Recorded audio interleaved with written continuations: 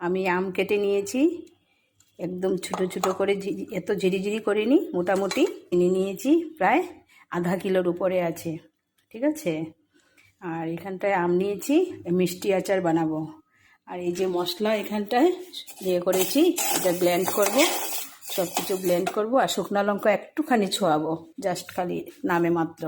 ঠিক আছে, একটুখানি হলুদ দেব, দিয়ে আমি আচারটা করব। এখন আমি এই 1 গ্লাস জলে এই জল নিয়েছি। ঠিক আছে, তার জন্য আমি এই জলটা এখন দিয়ে দিচ্ছি। এই জলটা দিয়ে যখন ভালো করে টকবক করে ফুটে যাবে না, তখন আমি চিনিটা দেব। চিনিটা দেওয়ার পর চিনিটা যখন ভালো করে একদম ব্লেন্ড হয়ে যাবে, পুরো মিশে যাবে, তারপর আমি ওইটাতে এই আমগুলো দেব, দিয়ে তারপর ঠিকছে নাড়তে থাকবো। এতো দিয়ে দিলাম, চিনিটা মোটামুটি এই যে গলছে, গলে যাচ্ছে। গলে যখন একদম হয়ে যাবে না, তখন আমি এই আমগুলো দেব। এখন আমি আচারের মশলাটা রেডি করব। ঠিক আছে, দিয়ে আচারের মশলাটা রেডি করব। ঠিক আছে, এখানটা বলে দিচ্ছি, এখানে আদার গুঁড়া আছে, আদার গুঁড়া, হলুদের গুঁড়া, আর এখানটায় হয়েছে জিরার গুঁড়া, এটা হয়েছে চিলি ফ্লেক্স। ঠিক আছে, এটা গোলমরিচের গুঁড়া, আর এটা হয়েছে মৌরি আর একটুখানি ধনিয়া। ঠিক আছে, এই হয়েছে আমার আচারের মশলা। আর আমি অন্য কিছু আর অ্যাড করব না এটাতে। আর এটা আমি একটু তেলে ভেজে দেব, কারণ কাঁচা গন্ধ করবে না তাহলে, কারণ ভাজা তো আছেই অলরেডি। তারপরেও মানে একটুখানি তেল দিলে আচারটা অনেক দিন লাস্টিং করে। ঠিক আছে, তেলটা একটু বেশি করে গরম করব, তারপর আমি এটা দিয়ে দেব। মানে অতিরিক্ত তেল দেব না, তোমাদেরকে দেখিয়ে দেব। ঠিক আছে, এই যে আমার ইয়েটা হয়ে গেছে, দিয়ে দেব। এই যে এটা একটু ঢেকে রেখে দেবো। ঠিক আছে, আর এখানে চলে আসছি নাবো, কারণ এইটা আমার নিরামিষ তেল, তো আমি আচারটা একদম নিরামিষভাবে বানাচ্ছি। এই যে একটুখানি তেল দিচ্ছি, এটা গরম হয়ে গেছে। আর এখানটায় আমি মশলাটা, লবণটা এখানে দিয়ে দিচ্ছি আমি। এই যে লবণটা একটা আন্দাজ করে দিলেই হবে। ধরো এখানে 1 চামচ, এখানে আরেক চামচ, এখানে আরেকটু, ব্যাস হয়ে যাবে। আর লাস্টে ব্ল্যাক সল্ট একটু দেবো, 1 চামচের মতো। ঠিক আছে, একসঙ্গেই দিয়ে দিলাম, ব্যাস হয়ে গেল। এটা দেওয়ার কারণটা হয়েছে কি জানো, আচারটা যাতে নষ্ট না হয়।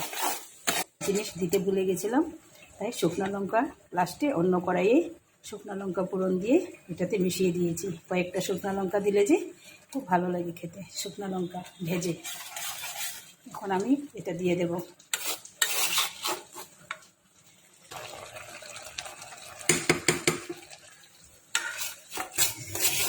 ব্যাস হয়ে গেল, পরিষ্কার। এখন শুধু নাড়তে থাকবো, থাকবে, আর আমি ঢেকে রেখে দেব। এই যে এখন ঢাকনা খুলে দিচ্ছি। ব্ল্যাক সল্ট 1 চামচ দিচ্ছি। ঠিক আছে, আগে তো নুন তো তোমাদেরকে দেখিয়ে দিলাম। আর এগুলো যে কোনো জিনিস যে কোনো জিনিস একজন যখন বানায়, তার নিজের ফর্মুলা মতো দিলেই হয়ে যাবে। ওরকমভাবে করলে মানে আন্দাজটা তোমাদের হবে, কতটুক কী আছে না। কম আম দিলে তো কম জিনিস লাগবে, ওইটাই কথা। হয়ে গেছে আমার। এখন আমি ভিনেগার দিয়ে দেবো। এই যে ভিনেগার দিচ্ছি, এই যে 1 চামচ, 2 চামচ, 2 চামচ ভিনেগার দিলে কি হবে, মানে আচারটা অনেক দিন লাস্টিং করবে, তুমি রেখে খেতে পারবে।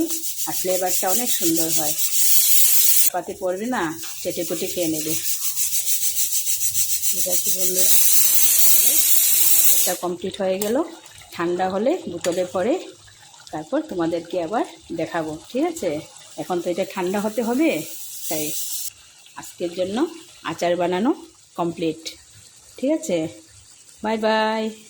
এই যে বন্ধুরা দেখতে পাচ্ছ, এই যে আমার কাঁচা আমের মিষ্টি ঝাল আচার হয়ে গেল, দেখেছ?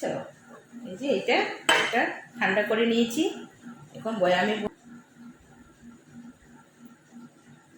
আচার সবসময় হাত দিয়ে ধরতে নেই, দেখেছ?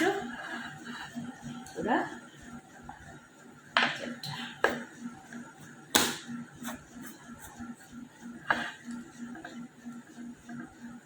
টাইট করে লাগিয়ে রেখে দিলাম, কারণ ঠান্ডা হয়ে গেছে তো তাই।